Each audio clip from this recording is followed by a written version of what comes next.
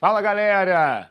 Estou de volta e agora é para a gente falar sobre as questões de linguagens da prova da UERJ do primeiro EQ de 2024.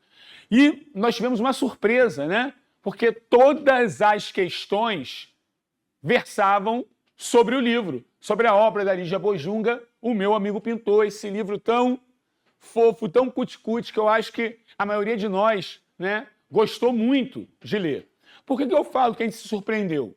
Porque até os exames únicos, né, por conta da pandemia, a UERJ, ela, na prova de linguagens, trazia 10 questões sobre o livro e 3 questões sobre um outro texto, que de repente até tinha temática do livro, mas era um texto de um outro autor.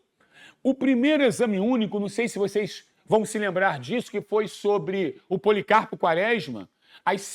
No exame único, vocês lembram, né? Cada prova, cada área tinha 7 questões. Então, no exame único, o que a UERJ fez no Policarpo Quaresma?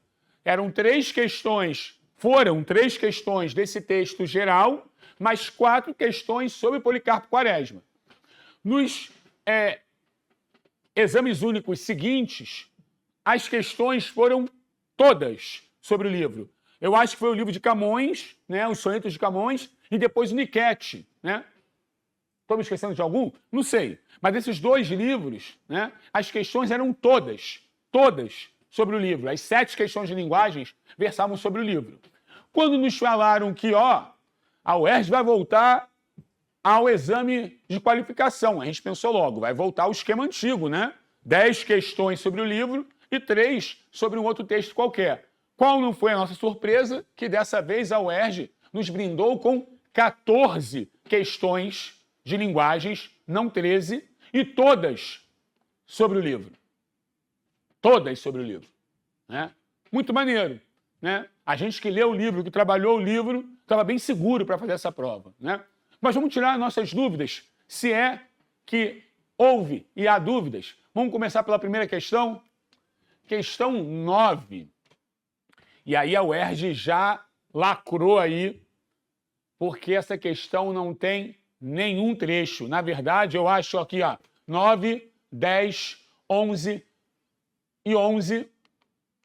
3 questõezinhas aí que foi papum, sem trecho. Mas, com certeza, a gente acertou, né, galera? Então, questão 9. O suicídio é um tema central em Meu Amigo Pintor, já que a obra fala sobre muita coisa. É um tema central. Com base no comportamento dos personagens adultos, deduz-se que esse tema se caracteriza como... Aí eu tenho interditado, que é algo tabu, que é algo... não dá para falar sobre isso. Eu tenho a letra B, incoerente, ou seja, um tema sem lógica. Eu tenho irrelevante, ou seja, algo que não é importante, não tem relevância, não tem importância, não tem que ser discutido.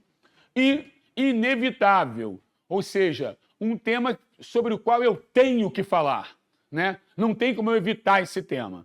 Então, segundo as personagens adultas, era um tema inevitável? Na verdade, gente, eles evitavam falar sobre o assunto. Você vai falar assim, mas André, e a Clarice? A Clarice não evitou falar sobre o assunto. Vamos pensar numa coisa. A Clarice realmente era o contraponto ali entre, por exemplo, os pais do Cláudio, né? O síndico, era o contraponto deles.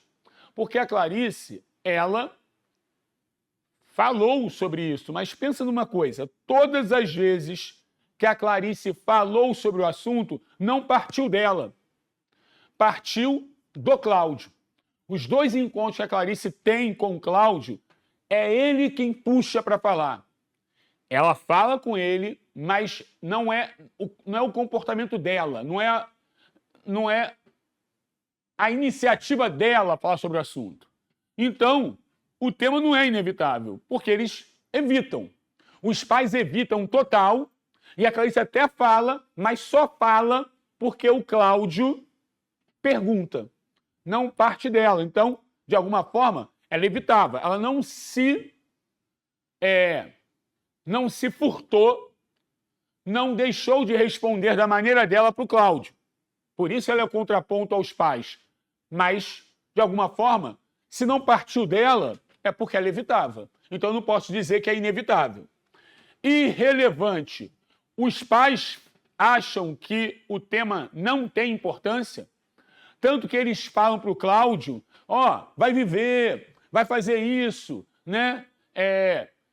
Vai viver sua vida. A Clarice também coloca para o Cláudio, né, algumas coisas. Então o tema não é irrelevante, né? Não é que o tema não tem importância. O comportamento deles leva a uma outra coisa, até porque ninguém debochou, né?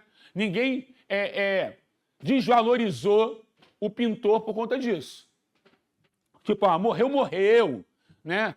Pô, não liga mais para ele, não foi essa a questão. Os pais do Cláudio queriam, de alguma forma, isentar o filho do sofrimento, né? Achou que ele não tinha luto, que ele não ia ter sofrimento. Então, não tem esse lance de ser um assunto que não tem importância.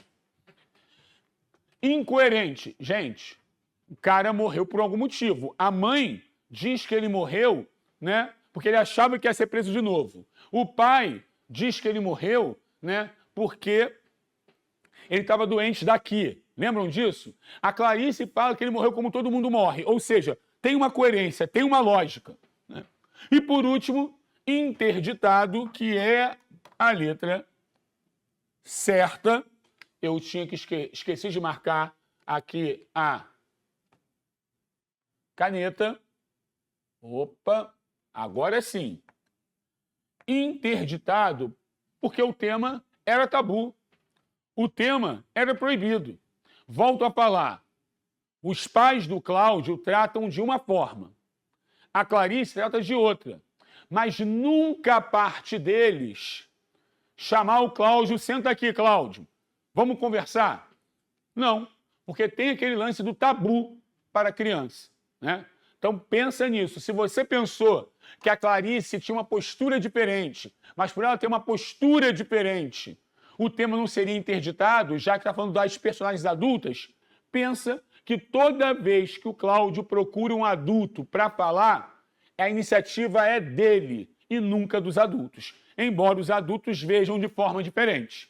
Tá certo? Então, número 9, letra A. Vamos lá para a questão 10. No livro, os capítulos são nomeados por dias da semana. Lembra que eles serem nomeados por dias da semana dão ao livro, né, um caráter de diário. Como se o Cláudio estivesse escrevendo ali um diário sobre o que rolou naqueles dias. Lembra também que quando o Cláudio fala da segunda-feira, os fatos que ele está ali escrevendo, reproduzindo, nos contando, não aconteceram na segunda.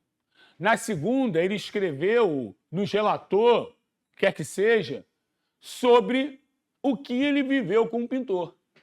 Então, essa representação do tempo e o modo como os eventos são abordados, que eventos? São as lembranças do Cláudio, né? Contribuem para construir uma narrativa baseada no seguinte aspecto. Gente, eu acho que alguém que está me assistindo, está me escutando aqui, já teve diário. Quando você escreve um diário, você escreve o que é relevante, o que é importante para você. Quando você for pegar esse diário daqui a alguns anos, ele vai trazer o que para você?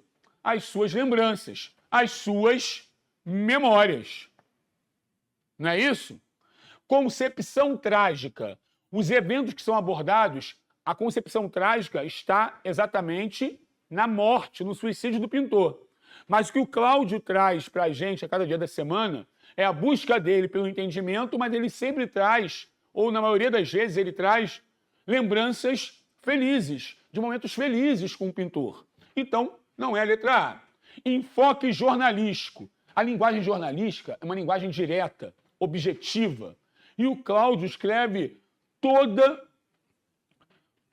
um texto subjetivo, com emoção. Então, não tem esse enfoque jornalístico da objetividade, da notícia, do fato. Não é isso. Letra C, ambientação poética. Você fala assim, mas André, o livro é poético, porque ele é subjetivo. É sim, gente. Mas a poética dele não está por ele ser um diário. A poética dele não tem a ver com os dias da semana. Não é isso que traz uma ambientação poética, e sim a narrativa, como Cláudio conta a história para a gente. Então, não pode ser assim. E o caráter memorialístico, porque a gente registra o que é relevante, o que é importante para a gente no diário, e depois aquele diário vira, né, um arcabouço, um compêndio, um conjunto de lembranças e de memórias da gente. Por isso, resposta, letra D de dado. Continuando, espero que esteja todo mundo acompanhando, esteja muito legal aí para vocês e que eu esteja conseguindo clarear as dúvidas de quem as tiver. Número 11. Na relação entre o menino, Cláudio, e seu amigo, a pintura é tratada como uma forma de linguagem cuja leitura pode ser aprendida. Nesse contexto, as cores adquirem significações, ou seja, as cores são mais que cores. Elas representam outras coisas. Como se observa em eu só pensava na Janaína vestida naquele vermelhão todo. O vermelhão aqui não adquire significações. O vermelhão aqui apenas é a cor do vestido da Janaína. É óbvio que a gente sabe que o vermelho, depois, né, de ele olhar a Janaína com aquele vestidão vermelho, né, com aquele vermelhão todo, o vermelho começa a deflagrar nele coisas que ele não entende, né, coisas difíceis de entender. Mas nesse caso aqui, o vermelho é só a cor do vestido. Mas fui amarelando lá para o fim da tarde.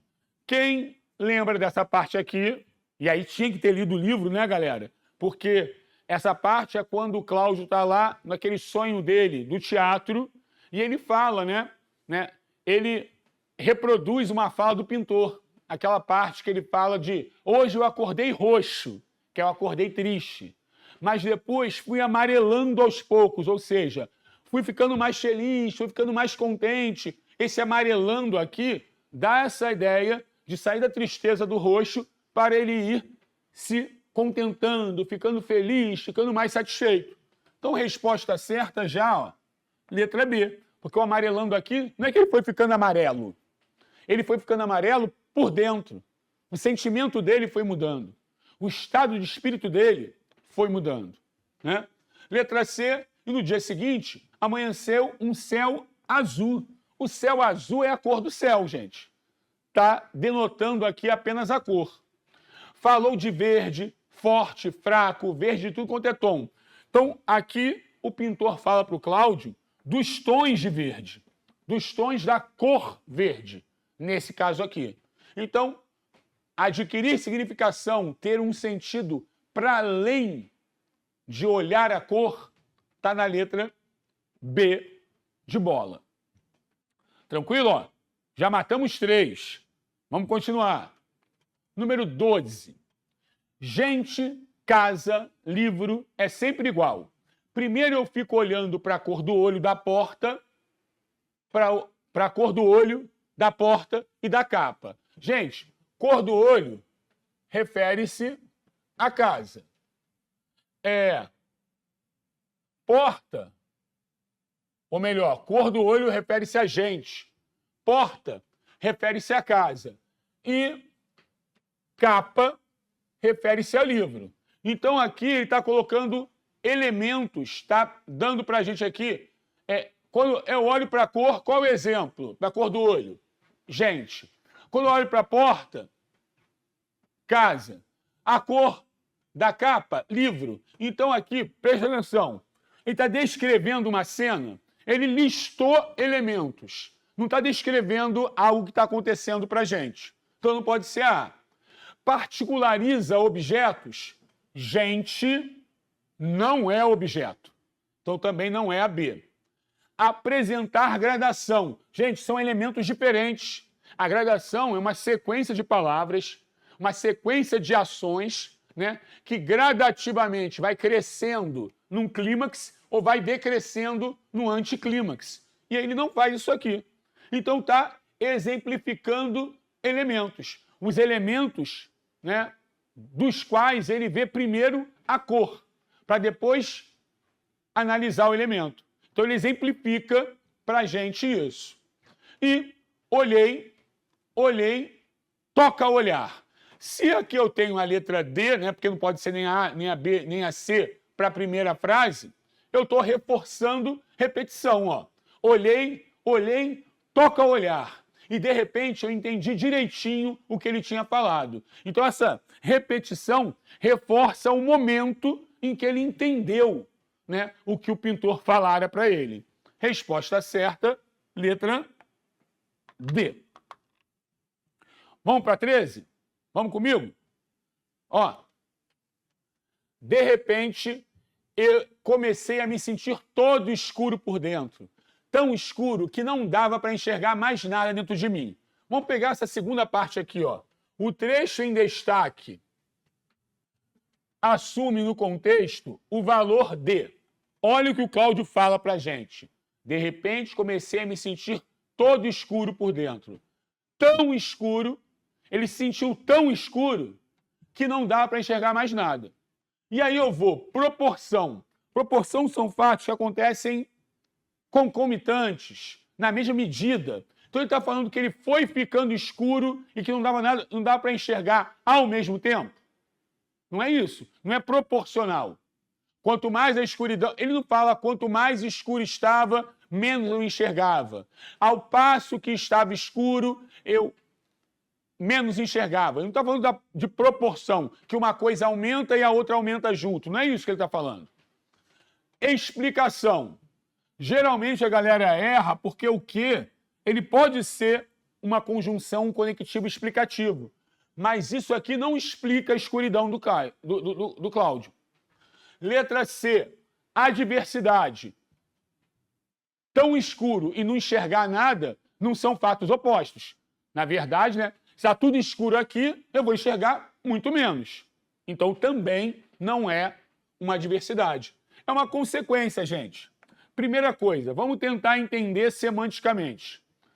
Tão escuro, e qual é o resultado disso? Lembra que a consequência é o resultado de alguma coisa, né? Então, o que aqui, ele está introduzindo o resultado, a consequência de o Cláudio se sentir tão escuro. Tranquilo? Geralmente, quando o que vem antecedido por uma expressão de intensidade, esse que vai ter um valor consecutivo de consequência. Não vamos decorar isso não, né, galera? Toda vez que o que tiver introduzido, né, ou vier antecedido de uma intensidade, vai sempre ser consequência. Geralmente. Se você vir que o que, né, tamanha era a escuridão era de tal forma, a escuridão era enorme que não dava para enxergar mais nada dentro de mim. É muito interessante que se você vir o que antecedido por uma intensidade, já fica no seu radar que pode ser uma consequência. Como é que você mata? Vendo a relação. Quando tão escuro, a escuridão aumentava e, como resultado, não dava para enxergar mais nada dentro de mim. Então, resposta certa, letra D de dado. 14. 14 foi uma questão que causou muita dúvida na galera. Vamos tentar dimensionar aqui e diminuir essas dúvidas. Prestando atenção no trecho e no enunciado. O teu amigo pintor foi para o inferno. Levei um susto tão grande que a fala nem saiu logo. E ela disse, ele se matou e diz que quem se mata vai para o inferno. Empurrei o diabo da garota longe e vim-me embora. A passagem acima indica certa compreensão do suicídio associada a algumas crenças. Algumas crenças acreditam realmente nisso, que quando a pessoa se mata, ela vai para o inferno, porque só quem pode tirar a vida é Deus. Se a pessoa, né, tirou a própria vida, inferno. Então, algumas crenças defendem isso, né? Disseminam isso. Em relação a tal compreensão, a essa compreensão das crenças, em relação a tal compreensão, que é a compreensão que essas crenças divulgam, disseminam, a alternância entre as palavras inferno e diabo, nas falas dos personagens, sugere uma crítica. Essa alternância está sugerindo, nos mostrando uma crítica. Essa crítica que ele está fazendo a algumas crenças que disseminam isso se constrói por meio da seguinte figura de linguagem. Vou começar pela D. Eufemismo. Falar que alguém se matou, que vai para o inferno, não está diminuindo nada. Chamar alguém de diabo também não está eufemizando, atenuando nada. Metáfora. Eu tenho certeza que muita gente deve ter colocado metáfora, infelizmente. Mas olha só, metáfora é uma comparação implícita. É você usar a palavra no sentido figurado. O Cláudio, até diabo da garota, estava comparando-a ao diabo. A metáfora está em diabo. Mas não tem metáfora em inferno. Quando a menina diz que ele vai para o inferno, quem se mata vai para o inferno, a menina está dizendo do inferno mesmo. Não é assim como a gente fala, ai, que inferno. Não, quando a menina fala que vai para o inferno, ela acredita que exista lá embaixo, né, um fogo eterno onde as pessoas vão queimar. Então ela não utiliza em sentido figurado em momento nenhum. Como a pergunta é da alternância, ela não usou sentido figurado. Então não pode ser metáfora aqui. Porque você não pode considerar só a palavra diabo se a pergunta é para você levar em consideração a alternância entre inferno e diabo. Entenderam? Se perguntasse só do diabo, metáfora. Mas como a palavra inferno também está envolvida aqui no contexto, então nós não temos aqui uma metáfora nessa alternância. Antítese, inferno e diabo não são palavras opostas, estão no mesmo campo semântico, de mesmo significado, então não tenho uma antítese. E, por último, a ironia. Vamos pensar numa coisa. Vamos pensar na autora. Na autora. Se o enunciado está dizendo que tem uma crítica, a autora está usando palavras dentro do texto ao contrário do que ela pensa. Ela não pensa em inferno. Ela não acredita no inferno, isso está sugerindo uma crítica. Ela não acredita no diabo, se ela está sugerindo uma crítica. Então ela fala uma coisa querendo dizer outra, que já seria uma ironia. Vamos pensar no contexto da obra e da cena. A menina fala assim, o seu amigo foi para o inferno, porque ele se matou. Aí ele fala, sai daqui, diabo. O Cláudio utilizou o discurso dela contra ela mesma. O Cláudio sabe que ela não é um diabo. Então, quando ela fala, sai daqui, diabo, do tipo, você que vai para o inferno, você que está no inferno. Então, ele usa o discurso dela contra ela. Só que ele usa o discurso dela, né, de maneira irônica, debochada, chamando-a de diabo. Então, a alternância, ela fala inferno, ele usa o discurso dela para chamá-la de diabo, usa contra ela, essa alternância que sugere uma crítica é através da ironia. Espero que vocês tenham entendido, galera. Tá certo? Vamos para a questão 15. Eu não curto aquele síndico. Uma vez, ele disse que pintor que pinta mulher amarela é porque não sabe pintar mulher como ela é. Tipo do cara que não saca nada de arte, não é? No trecho, o narrador critica uma fala do síndico sobre arte. Vamos lembrar da fala, né? Ele disse que pintor que pinta mulher amarela é porque não sabe pintar a mulher como ela é. A afirmação que reforça a crítica do narrador está presente. Vamos lá. Quanto mais a gente... Então vamos lá. Quando ele fala isso, ele diz que o síndico ele é insensível. Ih, gente, ficou feio aqui. Espera aí. Vamos pegar uma borrachinha. Apaguei tudo. E eu tô mandando bem agora nesse quadro, hein? Ó, o síndico, ele é insensível.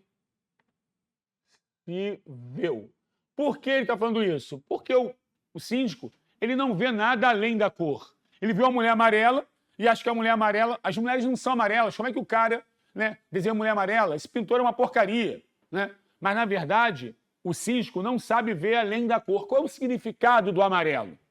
Por isso, o síndico tem essa insensibilidade artística, né? Ele não vê, não consegue entender ou a imaginação trabalhar para imagens que sejam abstratas, né? Ele quer o concreto. Então, por isso, a insensibilidade dele. Então, a afirmação que reforça a crítica do narrador está presente em: quanto mais a gente prestava atenção numa cor, mais coisa saía de dentro dela. Olha só, o síndico não era assim. O síndico não tinha essa sensibilidade. O Cláudio aprendeu com o pintor a olhar além da cor, a olhar os significados das cores. A que essas cores nos remetiam. Então, eu acho que a A está reforçando essa crítica. Se o cara é insensível, porque não consegue, não entende nada de arte, não saca nada de arte, porque ele não consegue ver além da cor, eu e o pintor víamos. Então, por isso, a letra A. Vamos ver as outras. Porque ele era um cara quieto demais. Ele, o pintor, né? Tinha mania de só fazer coisa que não faz barulho. Não está falando da insensibilidade em relação à arte e às cores. Letra C. Cada batida que o relógio ia batendo dava mais impressão que todo mundo tinha se enganado. Nota que aqui ele também não fala diretamente das cores. Então não tem essa coisa de não olhar além da cor. Letra D. Eu sentia dentro de mim uma coisa diferente que eu não entendia o que era. Também aqui ele não faz referência direta à cor. Ou, como eu falei, a insensibilidade, né, de não conseguir olhar além da cor. Não conseguir ver o que a cor significava, né? E onde está isso? Na letra A. Então, essa postura do Cláudio e a postura do pintor de ver coisas saindo de dentro da cor, ela é crítica, ela é contrária ao que o síndico fazia. Então, resposta, letra A. 16. Até o cochicho dele é um cochichão. Você vê que aqui você tem um sufixo aumentativo. A palavra vem de cochicho, e aí eu coloquei um sufixo que, na verdade, aqui é o sufixo ão, né? Para dar essa ideia de aumentativo. Esse ão aqui é um sufixo aumentativo. Até o cochicho dele é um cochichão que a gente ouve lá da esquina. E, então, ele foi cochichãozando. Notem que aqui a gente tem o NDO, que é um sufixo formador do gerúndio, que está numa locução verbal,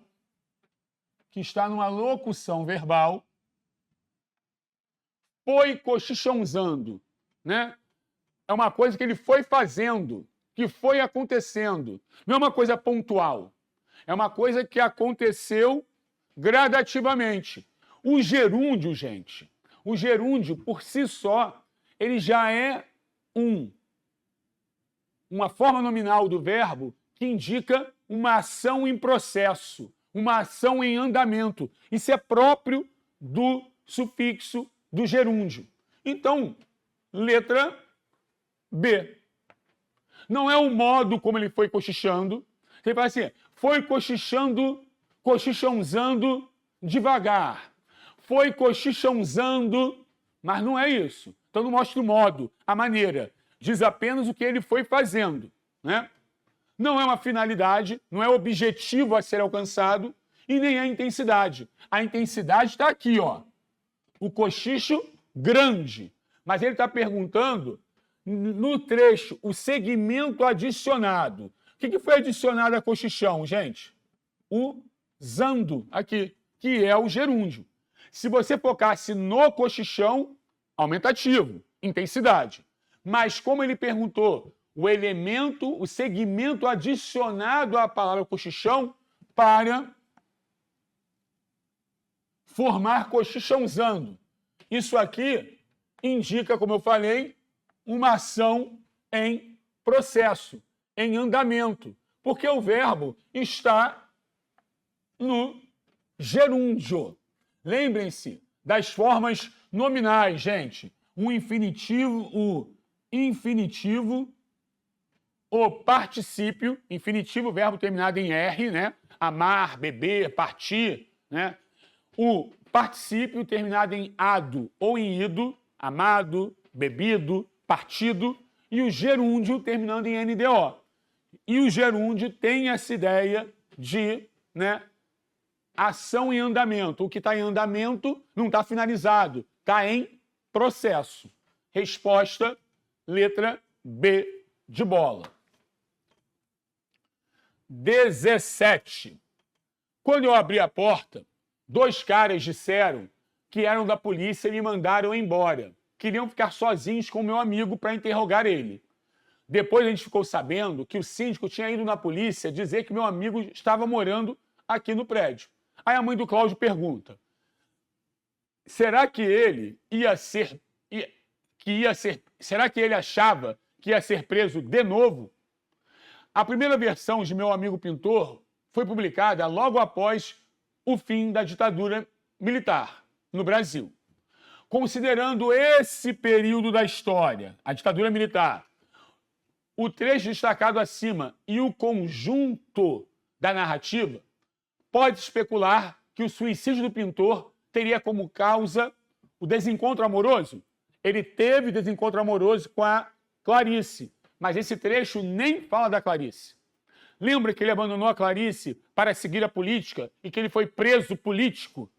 Esse preso político a gente infere que foi na época da ditadura. Inabilidade artística. A inabilidade artística também, galera. Ele se achava um péssimo pintor. Isso também pode ter sido motivo para a morte dele. Mas não é isso que está neste trecho. E não tem a ver também com a ditadura. Repressão política? Óbvio. Se o pintor, ele largou tudo para ir seguir a política e foi preso, quando ele foi preso por se manifestar, né, para ir para as ruas, fazendo comícios, ajudar as pessoas necessitadas, e foi preso por isso, é uma repressão política, né, uma proibição do governo em relação à postura de algumas pessoas questionadoras. E não tem conflito familiar, né? Não tem conflito familiar aqui por parte do pintor. Então, letra C. 18. No primeiro sonho relatado no livro, o narrador se encontra e acaba subindo ao palco para contar uma história. Nós lembramos que, no primeiro sonho, o Cláudio, o pintor ali é um fantasma, tem 2 figuras azuis e o fantasma não sabe bem o que fazer ali, né? A galera começa a vaiar, né? A reclamar. O Cláudio pede para aquelas 2 figuras azuis, né, falarem alguma coisa. Elas dizem que não pode falar, porque elas são só o coro, e quem pode, elas só falariam se o pintor fizesse alguma coisa, porque o coro está ali só para julgar a personagem. Se o pintor não faz e não fala nada, elas também não falam nada. E aí o Cláudio toma frente. Aí o Cláudio conta a história do pintor. Aí que ele fala, né? Foi amarelo, acordei roxo, fui amarelando, teve um dia que ele acordou, fez um céu azul, né? E de tarde fez a cor de nevoeiro, que era a cor da morte, né? E aí fala também o Cláudio tentando explicar a história do pintor, que teve um dia que fez nevoeiro toda a vida. E aí o pintor sentiu vontade de morrer. E como o nevoeiro não passasse, ele se enganou, né? E acabou matando aquela vontade. Então isso foi a forma de o Cláudio tentar explicar para as pessoas Por que o pintor era um fantasma? Ele era um fantasma porque ele morreu. Mas como ele morreu? E o Cláudio tenta dar a explicação dele para o público. Não é isso? Então, revelar a extensão de sua coragem, o narrador queria revelar a extensão de sua coragem, ele nem fala dele. Ele está falando para o pintor, para aquela plateia insatisfeita, crítica, parar de reclamar, de vaiar, né? Conquistar a atenção para o seu talento. O Cláudio nem era o ator ali. Os atores eram um coro e o pintor, então não tem isso. Encontrar explicação para a sua morte. Então, o desejo do narrador em relação ao pintor era encontrar explicação para a morte do pintor. Então, letra C. E compreender a significação de sua arte. O Cláudio já estava ligado no que significava a arte e as cores para o pintor. Ele queria, na verdade, daquela forma, ele explicando para as pessoas, ele também estava explicando ou tentando a explicação, por isso que é encontrar, não disse que ele achou, né?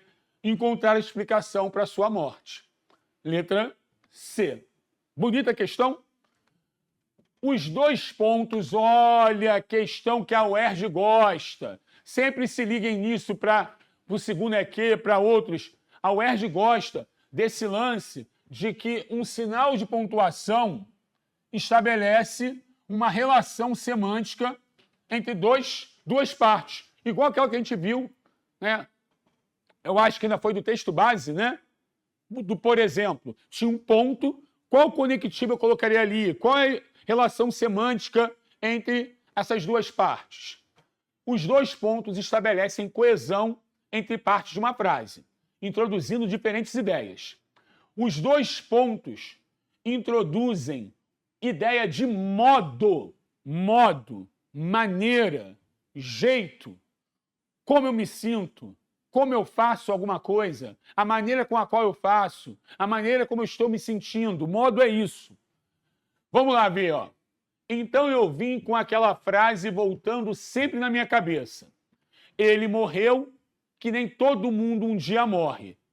Ele morreu como todo mundo um dia morre, está explicando para a gente a frase que ia voltando na cabeça dele. Está especificando essa frase, melhor dizendo. Então, não é aqui. Vamos para D. Gozado. O meu amigo também pensava assim de pé, com o jeito de quem está só olhando para a rua. Ele está explicando para a gente o que ele acha engraçado, o que ele acha gozado. Se eu falar para você assim, gente, muito engraçado, né? Se eu perguntar, André, engraçado o quê?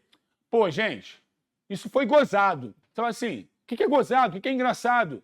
Então, o gozado, o meu amigo está explicando para a gente, esclarecendo o que ele acha gozado. Eu estava sentado bem para trás, mas deu para ver que a mão era dele mesmo. Estava suja de tinta e segurando o pincel. Novamente aqui, por que a mão era dele mesmo? Aqui eu colocaria porque estava suja de tinta e segurando o pincel. Seria aqui uma explicação de por que ele achava que aquela mão era a mesma do pintor. E letra B, e quanto mais eu achava, mais o meu amarelo ia ficando com cara de síndico.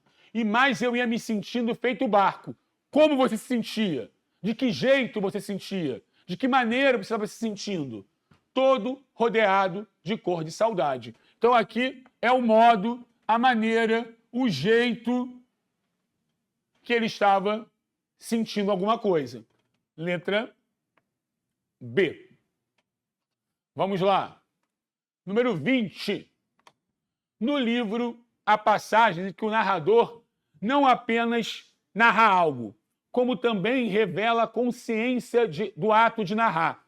O que isso lembra pra gente, gente? Consciência do ato de narrar na narração.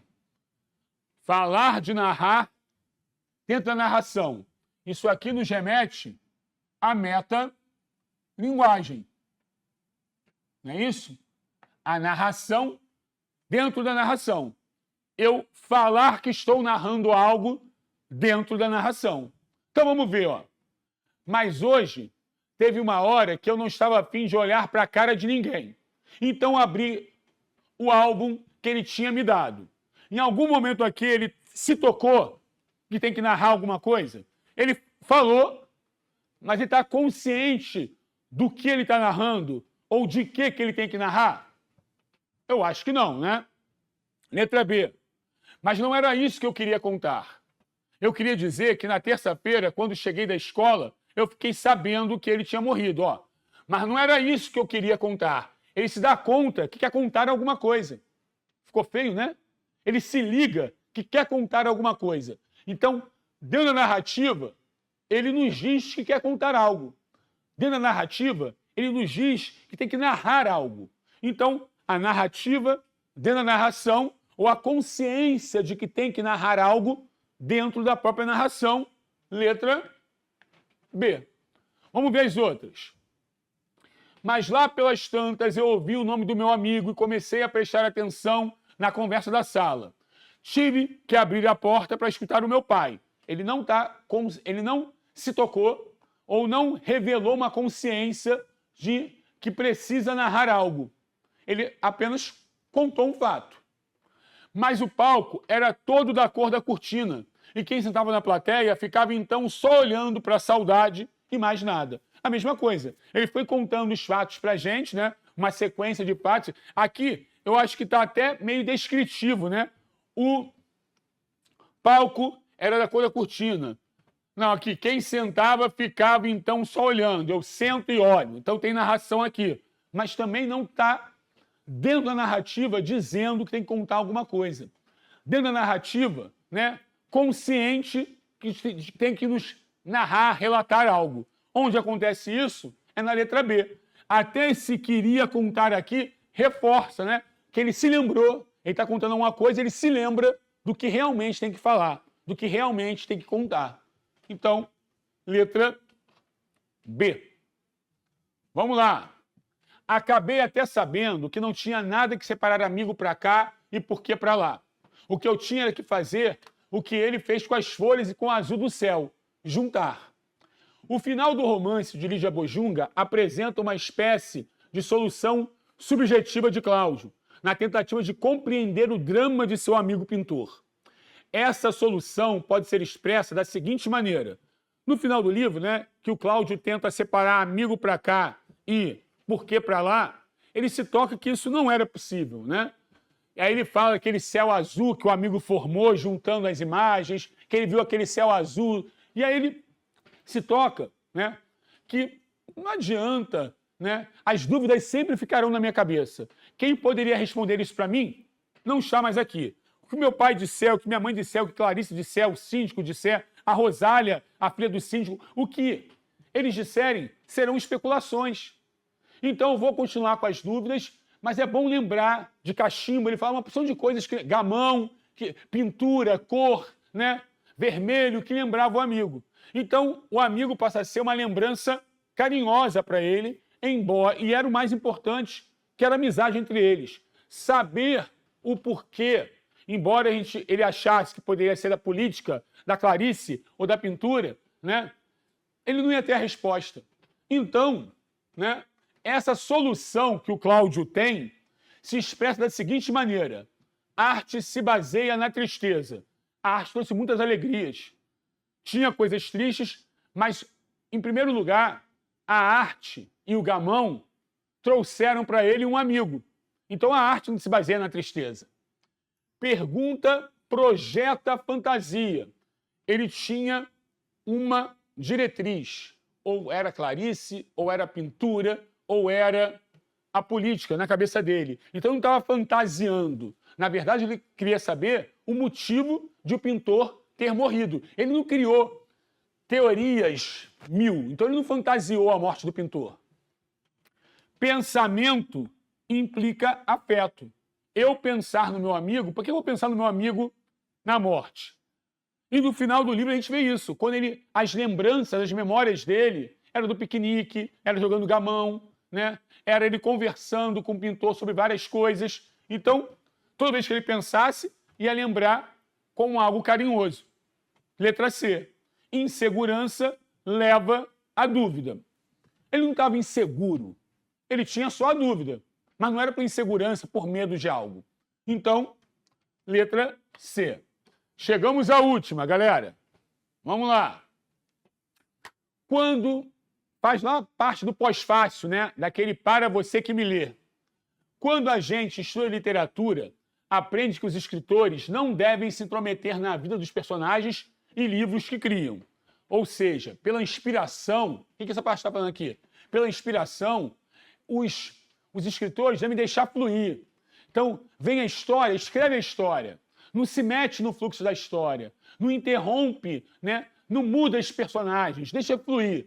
Mas a Lígia fala, tornou-se uma regra que eu tenho desrespeitado.